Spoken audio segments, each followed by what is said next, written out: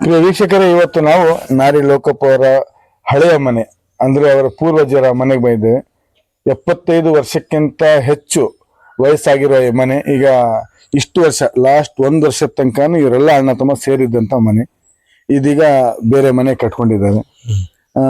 ಏನೇನ್ ನೆನಪಿದೆ ಇಲ್ಲಿ ನಿಮಗೆ? ಇದು ನಮ್ಮ ಅಜ್ಜವ್ರು ಕಟ್ಟಿದ ಮನೆ. ಇದು ನಮ್ಮ ಒಟ್ಟು 50 ಜನ ಈ ಮನೇಲಿ, ಹಳೆ ಮನೆಯಲ್ಲಿ ಒಟ್ಟಿಗೆ ಇದ್ದೀವಿ. ಒಂದೇ ಮನೆಯಲ್ಲಿ 50 ಜನ ಇದ್ದೀವಿ. ಆವಾಗ 94ನೇ ಇಸ್ವಿಲಿ ಎಲ್ಲರೂ ಡಿವೈಡ್ ಆಗಿದ್ವಿ. ಅಣ್ಣ ತಮ್ಮದಿರೆಲ್ಲರೂ ಎಲ್ಲರೂ ಅವ್ರವ್ರ ಹಿಂದಿನ ಅಣ್ಣ ತಮ್ಮದಿರೆಲ್ಲ ಡಿವೈಡ್ ಆದ್ರು. ಅದ್ರ ನಂತರ ನಾವು ನಮ್ಮ ತಂದೆರು, ನಾವು ನಮ್ಮ ಅಣ್ಣ ತಮ್ಮದಿರು ನಾವು ಒಟ್ಟಿಗಿದ್ವಿ ಮನೇಲಿ. ಈಗೆಲ್ಲ ಡಿವೈಡ್ ಆಗಿ ಒಂದು ವರ್ಷ ಆಯ್ತು.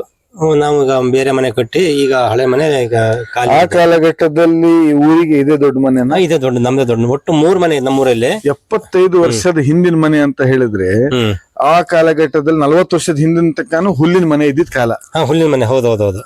ಅವಾಗ ಹಂಚಿನ ಮನೆ, ಅವಾಗೆಲ್ಲ ಮಂಗಳೂರು ಹಂಚಿನ ಮನೆ ಇದು. ಅದಕ್ಕಿಂತ ಮುಂಚೆ ಹಂಚಿನ ಮನೆ ಹಾಕಿದಾರ ಅಂತ ಹೇಳಿದ್ರೆ ತುಂಬಾ ದೊಡ್ಡ ಶ್ರೀಮಂತರೇ ನೀವು. ಅಂದ್ರೆ ಶ್ರೀಮಂತರ ಅಂದ್ರೆ ಏನಿಲ್ಲ, ಅಂದ್ರೆ ಕಷ್ಟಪಟ್ಟು ರೈತಾಪಿ ಕುಟುಂಬದಲ್ಲೇ ಎಲ್ಲರೂ ಬಂದಿರೋದು. ಮತ್ತೇನ್ ಬೇರೆ ಯಾವುದು ಬಿಸ್ನೆಸ್ ಮಾಡಿದಾಗ್ಲಿ ಮತ್ತೊಂದಾಗ್ಲಿ ಬೇರೆ ಯಾವುದೇನಿಲ್ಲ. ನಿಮ್ಮ ಅಜ್ಜನ ಹೆಸರು ನೆನಪಿದೆಯಾ? ಅಜ್ಜನ ಹೆಸರು ತಿಮ್ಮಪ್ಪ ಅಂತ.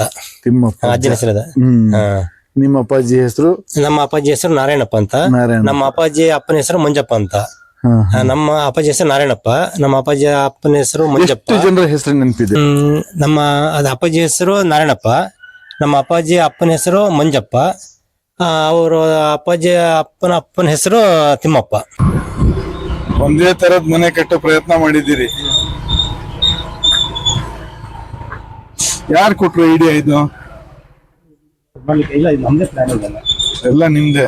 ವೀಕ್ಷಕರೇ, ತಾವು ನೋಡ್ತಾ ಇದ್ದೀರಿ ಈಗ ನಾರಿ ಲೋಕಪ್ಪ ಅವರ 3 ಜನ ಅಣ್ಣ ತಮ್ಮ ಪ್ಲಸ್ 2 ಜನ ಇದ್ದಾರೆ. ಈ 3 ಜನ ಸೇರಿ ಒಂದೇ ತರದ ಮನೆ ಕಟ್ಟಿ ಒಂದು ಮಾದರಿಯ ಕುಟುಂಬ ಆಗಿ ಹೊರಹೊಮ್ಮಿದ್ದಾರೆ. ನಾರಿ ಲೋಕಪ್ಪ ಅವರೇ, ನಿಮಗೆ ಈ 3 ಮನೆ ಒಂದೇ ತರ ಕಟ್ಟಬೇಕು ಅನ್ನೋ ಉದ್ದೇಶ ಯಾಕೆ ಬಂತು? 3 ಮನೆ ಉದ್ದೇಶ ಯಾಕೆ ಬಂತು ಅಂದ್ರೆ, ನಾವು 3 ಜನ ಅಣ್ಣ ತಮ್ಮಂದಿರು ಇಲ್ಲ, ನಾವು ಒಟ್ಟಿಗೆ ಇರೋದ್ರಿಂದ ನಾವು ಒಂದೇ ತರ ಇರ್ಬೇಕು, ಜನರಿಗೆ ಒಂದು ಮಾದರಿ ಆಗಬೇಕು ಅನ್ನೋದೇ ಒಂದು ನಮ್ಮ ಉದ್ದೇಶ, ಮತ್ತೇನಿಲ್ಲ. ಬೇರೆ ಬೇರೆ ಕಟ್ಟಿದ್ರೆ ಏನಾಗ್ತಿತ್ತು? ನನ್ನ ವೈಯಕ್ತಿಕ ಪ್ರಶ್ನೆ. ಇಲ್ಲ, ಬೇರೆ ಬೇರೆ ಕಟ್ಟಿದ್ರೆ ಈಗ ಅಣ್ಣ ತಮ್ಮ ಅನ್ನೋ ಭಾವನೆ ಏನ್ ಬರ್ತದೆ. ಒಂದೇ ತಾಯಿ ಮಕ್ಕಳಾಕಿ ನಾವು ಬೇರೆ ಬೇರೆ ಕಟ್ಟಿದ್ರೆ ಅದು ಸಮಾಜಕ್ಕೆ ಒಂದು ಸಂದೇಶ ಕೊಡ್ಲಿಕ್ಕೆ ಆಗೋದಿಲ್ಲ. ಹಂಗಾಗಿ ನಾವು ಒಂದೇ ತರ ಇದ್ದು ಸಮಾಜಕ್ಕೆ ಒಂದು ಸಂದೇಶ ಕೊಡ್ಲಿಕ್ಕಾಗಿ ನಾವು ಇದು ಮಾಡಿದ್ವಿ. ಯಾಕಂದ್ರೆ ನಾನು ರಾಜಕೀಯವಾಗಿ 4 ಜನರ ಜೊತೆ ಓಡಾಡಿ ತಿಳ್ಕೊಂಡು ಹಾಕೊಂಡು ನಾವು ಒಳ್ಳೆ ಮನೆ ಕಟ್ಕೊಬಿಟ್ಟ, ಒಳ್ಳೆ ಮನೆ ಕಟ್ಕೊಂಡ ತಮ್ಮರಿಗೆ ಹಿಂಗ್ ಅನ್ನ ಮಾಡೋದು. ಬೇಕಾದ್ರೆ ನನಗೆ 1 ಪಾಯಿಂಟ್ ಕಡಿಮೆ ಇದ್ರೆ ತಮ್ಮರಿಗೆ ಯಾವುದೇ ರೀತಿ ಕಡಿಮೆ ಇರಬಾರದು, ಆ ತರ ನನ್ನ ಭಾವನೆ. ಈ ಮನೆ ನೋಡಿ ನಿಮಗೆ ಬಹಳ ಜನ ಬಹಳ ಜನ ಬಹಳ ತರ ಹೇಳಿರ್ತಾರೆ. ಹೌದು. ನಿಮಗೆ ಅದ್ರೊಳಗೆ ಯಾರ್ದಾದ್ರು ಒಂದ್ ಮಾತು ತುಂಬಾ ಇವ್ರು ಹಿಂಗ್ ಹೇಳಿದ್ ನನಗೆ ಚೆನ್ನಾಗ್ ಕಾಣ್ತಾನೋ ಮಾತು ಯಾರ್ದು? ಇಲ್ಲ, ಇದ್ರ 100ಕ್ಕೆ 99% ಜನ ನೋಡಿದಾರು. ಏನಾಗ್ಲಿ ಸಮಾಜಕ್ಕೆ ಒಂದು ಒಳ್ಳೆ ಸಂದೇಶ ಕೊಟ್ಟಿದ್ರೆ, ಒಟ್ಟಿಗೆ ಚೆನ್ನಾಗಿ ಕಟ್ಟಿದ್ರೆ ಮನೆ, ನಾವು ಒಂದೇ ತರ ಕಟ್ಟಿದ್ರೆ, ಇದೇ ತರ ಇನ್ನೊಬ್ಬರು ನೋಡಿ ನಿಮ್ಮನ್ನ ನೋಡಿ ಕಲಿಬೇಕು ಅನ್ನೋದ್ನೇ ನಮ್ಗೆ ಜನ ಮಾತಾಡಿದ್ರೆ ಬಿಟ್ರೆ ಮತ್ತೆ ಇದ್ರಲ್ಲಿ ತಪ್ಪು ಭಾವನೆ ಯಾರು ಮಾತಾಡಿಲ್ಲ. ಈ ಸಮಾಜಕ್ಕೆ ನೀವು ಅಣ್ಣ ತಮ್ಮಂದ್ರು ಒಂದು ತರ ಮನೆ ಕಟ್ಟಿ ಬಾಳ್ತಾ ಇರೋದು ಒಂದು ಭಾಗ ಆದ್ರೆ, ವೈಯಕ್ತಿಕವಾಗಿ ನೀವು ಹೇಗಿದ್ದೀರಿ? ವೈಯಕ್ತಿಕವಾಗಿ ಅಂದ್ರೆ ನಾವು ಅಣ್ಣ ಕೇವಲ ಮನೆಗೆ ಮಾತ್ರ ಸೀಮಿತ ನಿಮ್ ವಿಶ್ವಾಸ ಇದೆಯೋ ಅಥವಾ ವೈಯಕ್ತಿಕವಾಗಿ? ಆತರ ಇಲ್ಲ, ನಾವು ಅಣ್ಣ ಮನೆಗೆ ಒಂದು ಸೀಮಿತ ಆಗಿಲ್ಲ. ನಾವು ಅಣ್ಣ ತಮ್ಮದಿರು ಎಲ್ಲ ಒಂದು ವಿಚಾರದಲ್ಲೂ ಹೊಂದಾಣಿಕೆ ಒಬ್ರಿಗೊಬ್ರಿಗೆ ಕೇಳೇ ಮಾಡೋದು. ಯಾಕಂತ ಹೇಳಿದ್ರೆ ಕೇವಲ ತೋರ್ಪಡಿಕೆಗೆ ಒಬ್ರು ಮನೆ ಕಟ್ಬಿಟ್ರು, ನೋಡೋರಿಗೇನು ಒಂದೇ ತರ ಇದ್ದಾರೆ ಅಂತ ಅಂತರಾತ್ಮವಾಗಿ ಒಬ್ರು ಮನಸ್ಸು ಸರಿ ಇರೋದಿಲ್ಲ. ಹೌದೌದು. ಹಾಗಾಗಿ ಪ್ರಶ್ನೆ ಇಲ್ಲ, ಅದು ಕೇಳಿ ಸರಿ ಇದೆ. ಆತರ ನಮ್ಮಲ್ಲಿ ಆತರ ಆತರ ಭಾವನೆ ಯಾವುದಿಲ್ಲ. ಮನೆ ಜೊತೆಗೆ ಮನಸ್ಸು ಸಹ ನಿಮ್ದು ಒಂದಾಗಿದೆ. ಆತರ ಇರೋದಕ್ಕೆ ಈ ತರ ಮಾಡ್ಲಿಕ್ಕೆ ನಮಗೆ ಸಾಧನೆ ಮಾಡ್ಲಿಕ್ಕೆ ಆಯ್ತು. ಒಂದ್ ಏನಾರು ಆತರ ಇರೋದಾಗಿದ್ರೆ ಈ ಪ್ರಶ್ನೆಗೆ ಉತ್ತರ ಇಲ್ಲೇ ಇದೆ. ಈ ಪ್ರಶ್ನೆಗೆ ಉತ್ತರ ಇಲ್ಲೇ ಇದೆ. ಹಂಗಾಗಿ ಒಟ್ಟಿಗಾಗಿ ಸಹ ಮನಸ್ಸಿನಿಂದ ಇದ್ದಿದ್ಕೆ ಮನೇನು ಒಂದೇ ತರ ಕಟ್ಟಕ್ ಸಾಧ್ಯ ಆಯ್ತು.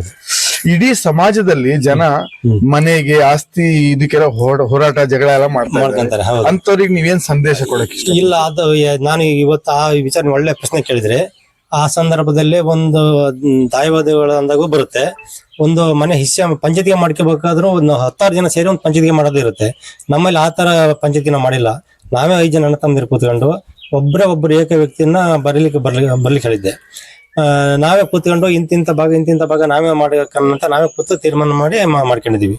ಬೇರೆ ಯಾರನ್ನು ಬೇರೆ ವ್ಯಕ್ತಿಗೆ ನಾವು ಅವಕಾಶ ನಿಮ್ ಕೊಟ್ಟಿಲ್ಲ. ಮನೆ ಹಕ್ಕು ಇದು ಮಾಡ್ಬೇಕಾದ್ರೆ ಹಾ, ಹೌದೌದು. ಯಾರಿಗೂ ಕರೀದೆ ಒಬ್ಬ ಹಿರಿಯ ವ್ಯಕ್ತಿ ಕರೆದು ಬಗೆಹರಿಸ್ಕೊಂಡಿದ್ದೀರಿ. ಹಿರಿಯ ವ್ಯಕ್ತಿ ಅಂದ್ರೆ ಒಬ್ರು ಅದಕ್ಕೆ ಸ್ವಲ್ಪ ಬರ್ಲಿಕ್ಕೆ ಒಬ್ರು ಬೇಕು ಅನ್ನೋದಕ್ಕೆ ಒಬ್ಬ ಸಾಕ್ಷಿಗೆ ಅಷ್ಟೇ, ಮತ್ತೇನಿಲ್ಲ. ಎಲ್ಲ ನಾವೇ ಕೂತ್ಕೊಂಡು ಇಂತಿಂತ ಭಾಗ ಇಂತಿಂತ ಮಾಡ್ಕೊಂಡು ಅಂತ ನಾವೇ ಕೂತ್ ಮಾತಾಡ್ಕೊಂಡು ಮಾಡಿದ್ದು. ಸಮಾಜಕ್ಕೆ ಏನ್ ಸಂದೇಶ ಕೊಡಕ್ ಇಷ್ಟಪಡ್ತೀರಿ ಕಡೆಯದಾಗಿ?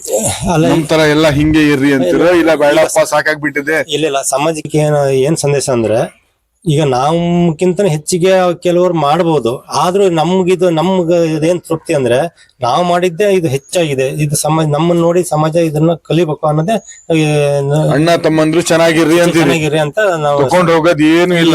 ಏನು ಇಲ್ಲ, ತಗೊಂಡು ಹೋಗೋದೇ ಯಾವುದಿಲ್ಲ. ಇರೋ ತನಕ ಭೂಮಿನ ಶಾಶ್ವತ ಬಿಟ್ಟರೆ ನಾವಂತ ಶಾಶ್ವತ ಅಲ್ಲ. ಹಂಗಾಗಿ ಸಮಾಜಕ್ಕೆ ನಾನು ಸಂದೇಶ ಕೊಡ್ಬೇಕು ಅಂದ್ರೆ ಇದೇ ತರನೇ ಸಮಾಜದಲ್ಲಿ ಎಲ್ಲರೂ ಒಗ್ಗಟ್ಟಿನಲ್ಲಿ ನಡ್ಕೊಂಡು ಹೋಗ್ಬೇಕು ಅನ್ನೋದೇ ನಮ್ಮ ಈ ಸಂದೇಶ. ಪ್ರಿಯ ವೀಕ್ಷಕರೇ, ನಾರಿ ಲೋಕಪುರ ನಮ್ಮ ಜೊತೆಗಿದ್ದಾರೆ. ಈ 3 ಅಣ್ಣ ತಮ್ಮಂದ್ರು ಇರೋ 5 ಅಣ್ಣ ತಮ್ಮಂದ್ರಲ್ಲಿ 2 ಜನ ಪೇಟೆ ಭಾಗದಲ್ಲಿದ್ದಾರೆ, 3 ಜನ ಈ ಹಳ್ಳಿ ಭಾಗದಲ್ಲಿದ್ದಾರೆ. ಈ 3 ಜನ ಒಂದೇ ತರ ಮನಸ್ಥಿತಿ ಇಟ್ಕೊಂಡು ಮನೆ ಕಟ್ಟಿ ಒಂದು ಸಮಾಜಕ್ಕೆ ಸಂದೇಶ ಏನ್ ಕೊಡ್ತೀರ ಅಂತ ಹೇಳಿದ್ರೆ, ನಾವೆಲ್ಲರೂ ಈ ಜಗತ್ತಿನಲ್ಲಿ ತಗೊಂಡು ಹೋಗೋದು ಏನೂ ಇಲ್ಲ.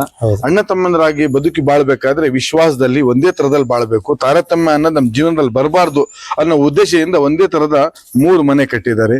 ಕೇವಲ ಮನೆ ಅಲ್ಲದೆ ಮನೆಯಲ್ಲಿ ಬಳಸಿರುವ ಎಲ್ಲಾ ವಸ್ತುಗಳು ಸರಿಸಮವಾಗಿದೆ. ಇವರ ಮನಸ್ಸಿನಲ್ಲಿರುವ ಸಮಾನತೆ ಇವರ ಜೀವನದಲ್ಲೂ ಇರಲಿ. ಮುಂದಿನ ದಿನಮಾನಗಳಲ್ಲಿ ಇನ್ನೂ ವಿಶ್ವಾಸದಿಂದ ಇವರ ಕುಟುಂಬ ಬದುಕಿ ಬಾಳಲಿ ಅಂತ ಆಶಿಸ್ತಾ ಈ ಒಂದು ಸಂದರ್ಶನಕ್ಕೆ ನಮಗೆ ಅವಕಾಶ ಮಾಡಿಕೊಟ್ಟಂತ ಇವರ ಎಲ್ಲ ಕುಟುಂಬದವರಿಗೆ ನಾನು ಧನ್ಯವಾದ ಸಲ್ಲಿಸ್ತಾ ಈ ಕಾರ್ಯಕ್ರಮನ ಇಲ್ಲಿಗೆ ಮುಗಿಸ್ತಾ ಇದ್ದೀನಿ. ಜೈ ಹಿಂದ್, ಜೈ ಕರ್ನಾಟಕ.